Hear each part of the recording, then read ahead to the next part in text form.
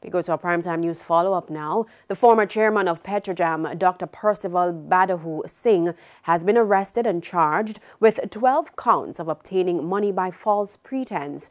In a news release this afternoon, the major organized crime and anti-corruption agency MOCA alleges that between December 2016 and May 2018, Dr. Badahu Singh fraudulently claimed several reimbursements and was paid by Petrojam for overseas business trips he did not attend. The claims amounted to $73,620 US.